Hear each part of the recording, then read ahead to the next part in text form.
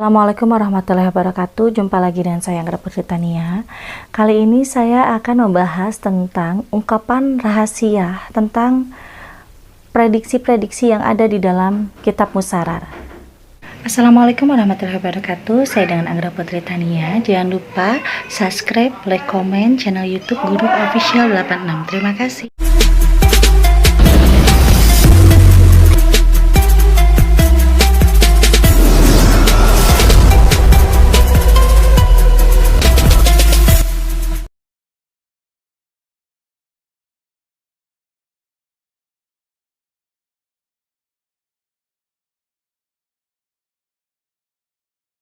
Sahabat IMP, kitab Musarar ini dibuat oleh orang yang memang tidak diketahui namanya itu siapa. Tetapi di saat kitab Musarar itu jatuh ke tangannya Pangeran Jayabaya, itu semua ternyata tepat. Jadi pada saat itu ada yang jarang dibahas oleh orang di kitab Musarar bab ke-28, bahwa di situ mengatakan bahwa di angka 20 berarti di 2020 ya, itu akan terjadi awal mulanya banyak kericuhan. Nah, di situ pun juga kita udah bisa melihat ya untuk ke belakang, baik itu hukum alam, hukum lahir, banyak sekali yang terjadi dari mulai 2020 sampai sekarang 2022. Bahkan di dalam kitab Musarar bab 28 di situ mengatakan bahwa nanti akan ada anggota perang. Nah, di sini pun juga di kitab Musarar itu ternyata ada sebuah gambar yang memang di situ ada seorang anggota yang memakai seragam loreng dan juga ada anggota yang memakai seragam warna coklat. Dan ternyata di sini kitab tersebut yang memang dibuat oleh sosok orang yang tidak dikenal, ternyata itu bisa diartikan oleh Pangeran Jayabaya setelah kitab Musarar jatuh ke tangannya Pangeran Jayabaya. Dan Pangeran Jayabaya menjelaskan pada saat itu kepada orang-orang yang memang pada saat itu ada di istana ya, bilangnya gini, bahwa suatu saat nanti di angka 2022 akan terjadi anggota perang yang berseragam coklat itu jatuh, menemukan bencana akibat ulahnya sendiri. Dan akhirnya kasihan orang yang tidak tahu menau akan terbawa-bawa. Dan nanti di situ akan muncul salah satu anggota perang yang memakai seragam loreng yang akan menjadi pahlawan dan menemukan titik terang kebenaran. Dan selain dari membahas itu, ternyata di kitab Musarar itu banyak sekali rahasia-rahasia yang mengatakan bahwa nanti di 2024 itu akan terjadi kekisruhan yang luar biasa yang belum pernah terjadi sebelumnya. Baik fitnahan, baik kesalahpahaman, baik juga bentrokan antara satu sama lain. Dan ternyata nanti itu akan banyak sekali tokoh-tokoh bahkan petinggi negara yang sesama satu profesi berbentrokan karena salah paham. Nah, di sini saya sarankan juga harus mawas diri ya untuk anggota berseragam coklat dan anggota berseragam loreng, juga untuk petinggi-petinggi negara, jangan pernah mudah terhasut oleh provokator, karena provokator itu akan semakin banyak di 2024. Mungkin kalau misalkan untuk sekarang masih tidak seberapa. Bukan saya percaya dengan yang namanya kitab Musarar, tetapi kalau saya rasakan dari mulai terjadinya 2020 gitu kan, 2021 sampai sekarang 2022, ternyata banyak yang benar. Semua atas izin Allah ya. Karena sampai sekarang pun juga tidak ada yang tahu siapa yang menciptakan kitab Musarar. Nah, di sini ramalan tentang rahasia yang akan terjadi pun juga ternyata harus waspada di 2026. Di 2026 itu nanti akan terjadi hal yang di luar pemikiran manusia, bahwa akan terjadinya bencana alam yang tanpa diprediksi sebelumnya. Dan bencana alam itu bisa sangat mengenaskan, membuat banyak orang yang menangis, membuat banyak orang yang akan kehilangan tempat tinggal. Wallahu alam itu entah apa, tetapi di situ tergambar bahwa ada gambar gunung yang mengeluarkan api. Nah, di situ pun juga adanya gelombang laut yang sangat tinggi. Jadi harus waspada ya untuk di 2026. Dan di sini pun juga untuk masalah Pilpres nanti, itu kan ada tulisan di kitab Musarar 2024, peralihan pimpinan. akan terjadi perubahan yang sangat besar. Dan di situ pun juga akan muncul seseorang yang memang tidak diduga sebelumnya. Dan insya Allah sementara beliau akan menjadi sosok yang disegani. Walaupun banyak yang tidak suka, tetapi jika dihitungkan menurut persenan, akan lebih banyak orang yang suka dan segan karena sikap baiknya setelah 1 tahun memimpin. Nah, di situ untuk rakyat akan bisa bernapas lega karena kesulitan-kesulitan yang dialami di tahun sebelumnya ya, di tahun sebelum 2024 itu akan bisa terbayar jikalau pemimpin baru memimpin di negara Indonesia ini. Nah, selain itu banyak lagi ya yang dijelaskan di kitab Musyarar itu, bahwa nanti akan ada sosok ulama besar yang akan menjadi pemimpin atau pahlawan untuk orang banyak. Di saat nanti akan terjadi kekisruhan yang luar biasa. Dan di sini pun juga pemimpin tersebut yang sebelumnya pernah ditidaksukai oleh orang banyak.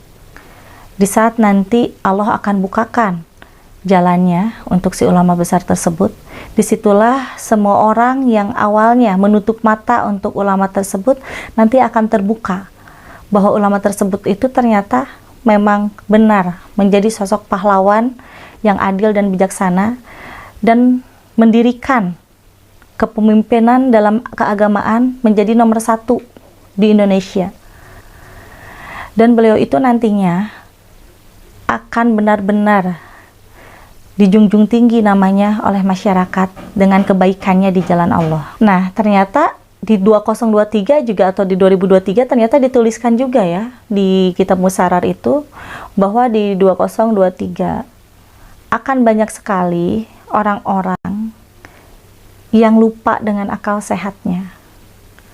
Nanti orang-orang akan lebih menyukai kemaksiatan daripada kebaikan. Nah, di sini harus waspada karena 2023 itu menurut dari kitab Musyarar itu melambangkan tentang jiwa merah. Jiwa merah itu kebanyakan orang akan mendapatkan petaka atau dampak akibat dari perbuatannya sendiri. Nah, di situ kita pun juga harus mawas diri ya sebagai sesama muslim, sesama saudara. Kita harus bisa menjaga satu sama lain karena untuk masalah hal kemaksiatan harus kita jauhi dari sekarang supaya di 2023 itu tidak terlalu banyak dampak yang akan kena kepada orang-orang. Jadi nanti itu akan berubah. Kalau di dalam kitab Musyarar itu diibaratkan 60% itu akan berubah manusia-manusia yang tadinya baik lebih mendekati ke kemaksiatan. Gitu. Jadi di sini juga sangat khawatir ya, apalagi kita-kita yang mempunyai anak-anak gitu kan harus bisa dijaga, dididik dengan baik, jangan sampai terjerumus ke dalam hal kemaksiatan. Karena kalau misalkan banyak di dunia ini perbandingan antara 60 yang lebih mendekati ke kemaksiatan dan 40-nya tidak, itu kemungkinan besar akan terus terjadi hal-hal di luar dugaan, yaitu akan banyak sekali kemaksiatan atau kasus-kasus pemerkosaan yang akan terjadi di dunia ini. Terus di sini pun juga ternyata setelah saya melihat gitu kan beberapa tahun ke belakang sampai sekarang gitu, seperti ada hal yang ganjal di dunia ini. Ternyata memang itu udah tertulis setelah saya baca-baca kitab Musyarar itu, ternyata sudah tertulis ya bahwa nanti yang namanya hukum itu akan tumpul dan tidak akan bisa berdiri dengan tegak untuk masalah keadilan. Dan ternyata itu udah ditulis dari abad ke-13 di dalam kitab Musyarar. Nanti akan banyak orang yang terzolimi, akan banyak orang yang teraniaya, yang tidak salah bisa masuk penjara, yang salah itu bisa selamat gitu, karena hukum akan tebang pilih dan hukum itu akan mengikuti sesuai order. Nah, kalau misalkan bahasa dulu kan mungkin kalau saya barusan bilang kan sesuai order, kalau bahasa dulu itu sesuai instruksi dari pimpinan gitu. Nah, di sini juga ya saya sangat mengapresiasi atas kerja dari anggota-anggota institusi dari pihak Polri, dari pihak TNI, tetapi di sini pun juga kita harus waspada untuk kedepannya Pimpinan-pimpinan yang sekarang harus bisa menjadikan anak buah atau anak didiknya menjadi sosok pemimpin yang adil dan bijaksana untuk kedepannya. Jangan sampai apa yang tertulis di dalam kitab Musarar itu terjadi. Karena kan itu hukumnya juga pertanggungjawaban di dunia dan di akhirat ya. Kalau misalkan kita menghadapi sesuatu itu kita harus lebih jeli. Karena kalau di dalam kitab Musarar itu nanti akan melihat orang yang di atas, bukan melihat orang yang di bawah. Nah, justru sosok pemimpin itu harus berani, adil, tegas, dan bijaksana. Contohnya, pada saat itu, Pangeran Jayabaya pernah didolimi. Tetapi dengan izin Allah, alhamdulillah, beliau bisa keluar dari hal tersebut dengan mempunyai pimpinan atau raja yang adil dan bijaksana. Nah, di sini pun juga kita sebagai masyarakat harus bisa saling mengingatkan. Siapa tahu kan seluruh masyarakat pun juga misalkan ada sebagian yang mempunyai anak atau saudara gitu kan yang menjadi seorang abdi negara. Nah, sebagai abdi negara harus benar-benar menjadi sosok yang jujur, yang adil dalam menegakkan keadilan. Karena kalau misalkan sampai terjadi hukum yang tumpul, di situ tidak akan pernah ada kemajuan dan kemakmuran untuk negeri ini. Bahkan pernah diramalkan di dalam kitab Musarar 2025 itu akan semakin banyak hukum yang tumpul, akan banyak yang membela tentang kesalahan daripada kebenaran.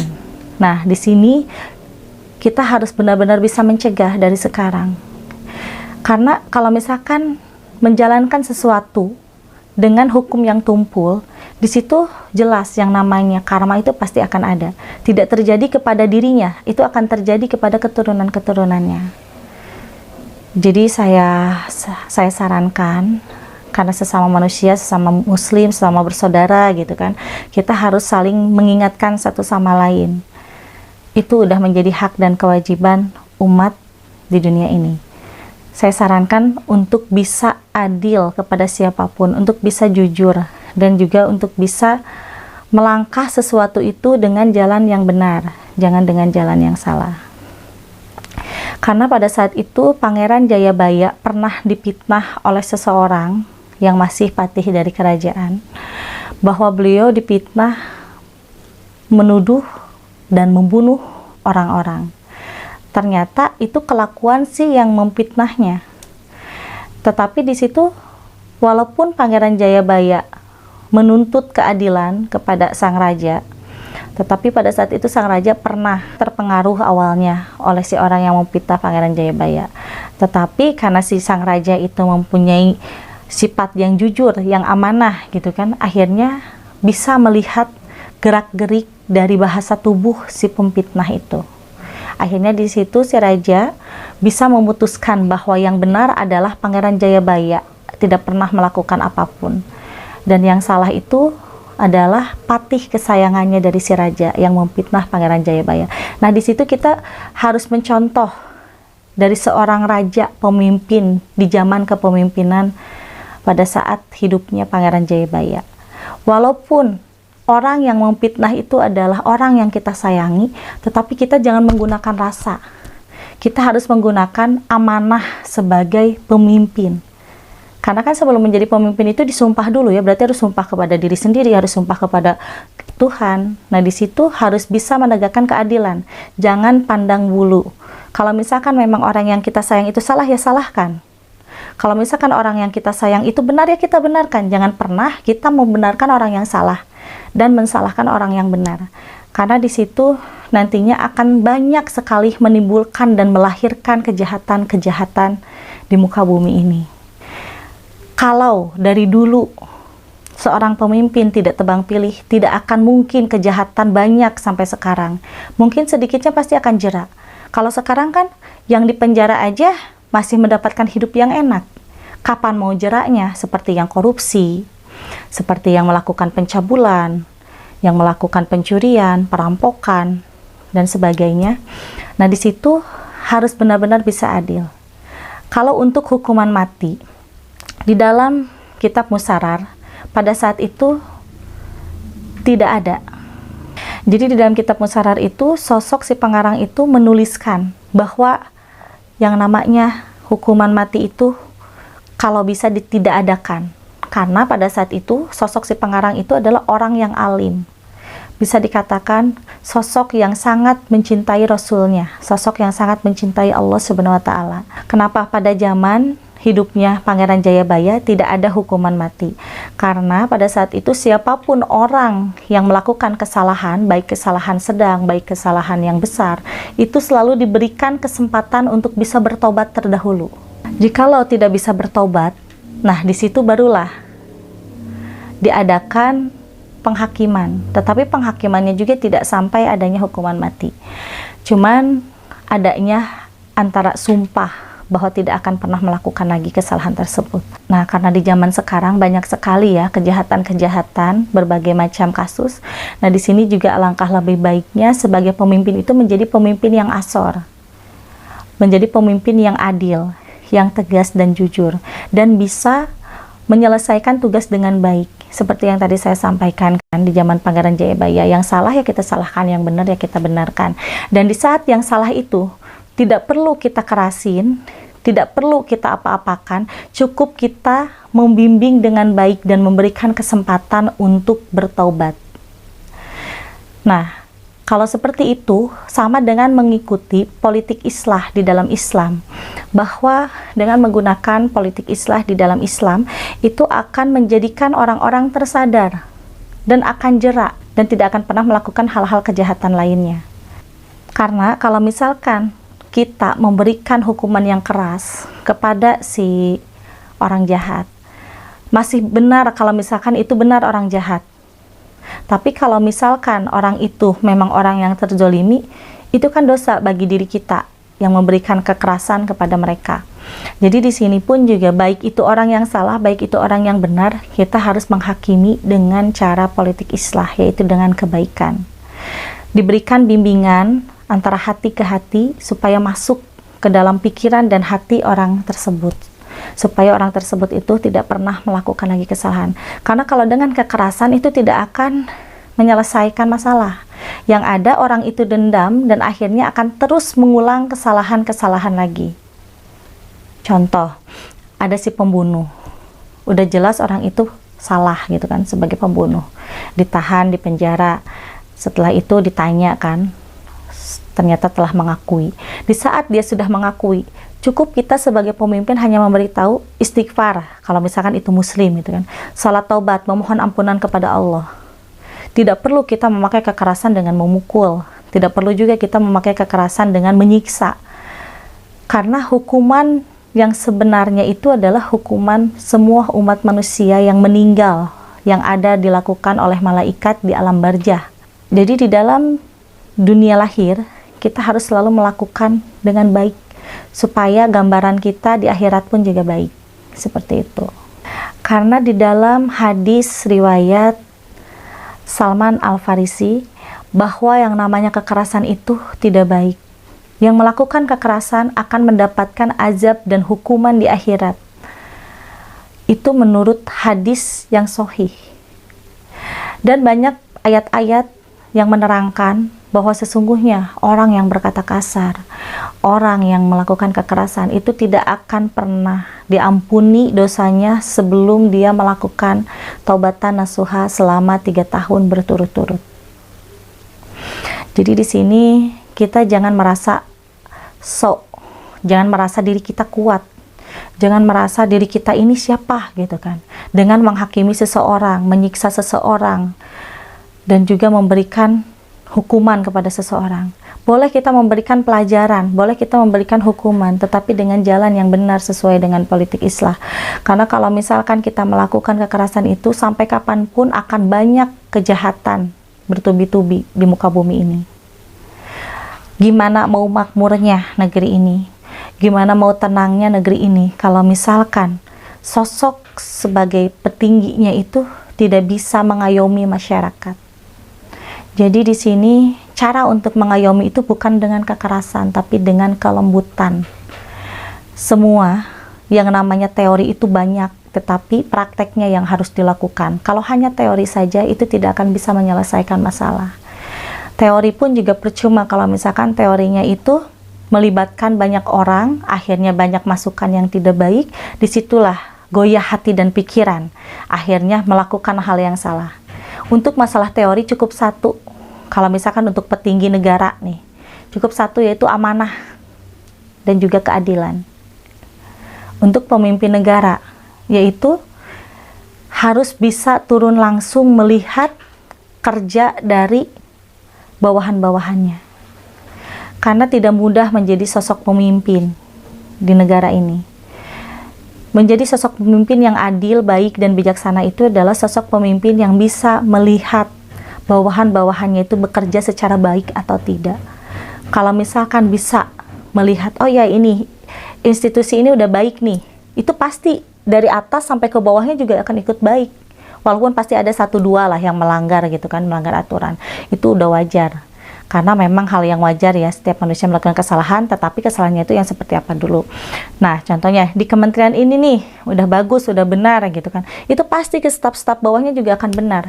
Tetapi kalau misalkan nanti gitu kan, nantinya itu ada seorang pemimpin yang memang cukuplah jadi pemimpin, yang kerja orang yang di bawah-bawah saja, itu salah besar. Karena orang yang di bawah-bawah itu bisa jadi memanfaatkan situasi dalam kesempitan. Akhirnya merembetlah masalah dari bawah ke atas. Tapi kalau dari atasnya benar, amanah, ke bawah-bawahnya juga insya Allah akan benar. Wajar kalau misalkan dari 1000 orang, di antara pimpinan sampai bawahan-bawahannya gitu, ada 5 yang membangkang. Itu hal yang wajar. Tetapi masih banyak kan ratusan orang yang memang bisa dikendalikan dengan baik dalam kinerja untuk rakyat. Karena yang utama itu adalah untuk rakyat. Karena tanpa rakyat, semua pimpinan itu bukan apa-apa. Karena semua pemimpin itu kan dipilihnya oleh rakyat. Berarti seorang pemimpin harus bisa berterima kasih kepada rakyat dan memanjakan rakyat dengan hal yang wajar dan yang pantas. Jadi masyarakat dan rakyat itu kan banyak sekali hak-haknya yang harus dipenuhi oleh pemimpin. Nah, seperti pemimpin, ke bawah-bawahnya sampai ke institusi anggota-anggota gitu kan, abdi negara, itu harus bisa mengayomi masyarakat, bukan menghakimi masyarakat. Mungkin bisa saja memakan uang sepeser 2 peser yang masuk ke dalam dirinya, itu tidak ketahuan oleh orang. Tetapi Allah Maha Tahu segalanya. Itu akan terus turun-temurun termakan oleh anak cucu dan keturunannya. Nah, itu yang akan menjadikan madorot kepada orang-orang yang seperti itu. Karena kan ada golongan seperti golongan piis gitu kan di dalam Islam itu. Dan di dalam kitab Fathul Bari pun juga itu kan tertulis tentang masalah kesosialisasian dalam negara. Bahwa seorang pemimpin-pemimpin dan juga abdi-abdi negara harus berbuat seperti apa supaya selamat di dunia dan akhirat. Sebenarnya bukan enak yang menjadi sosok yang disegani dan dihormati oleh orang lain, itu tidak enak.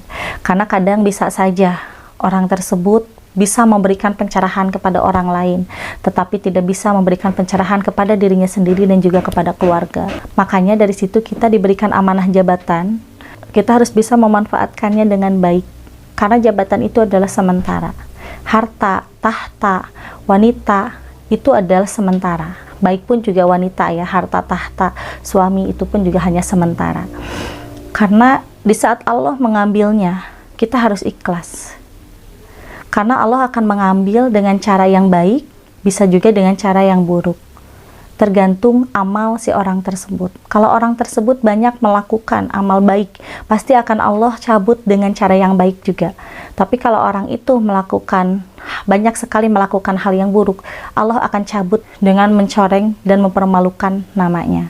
Jadi di sini saya sarankan setiap semua umat muslim harus bisa bertafakur, harus bisa bermuhasabah diri. Bahwa hidup di dunia ini hanyalah sementara, tidak akan pernah ada yang abadi selamanya. Pergunakan waktu kita, sisa hidup kita hanya untuk kebaikan. Boleh orang menilai kita salah, tetapi Allah yang menilai kita baik. Boleh orang menilai kita baik, tetapi jangan menjadikan ujug riya takabur untuk kita. Semua harus dipasrahkan kepada Allah Subhanahu wa Ta'ala, karena Allah yang Maha mengetahui segalanya. Saya pamit undur diri, insya Allah nanti akan kembali dengan tema yang menarik lainnya. Wassalamualaikum warahmatullahi wabarakatuh.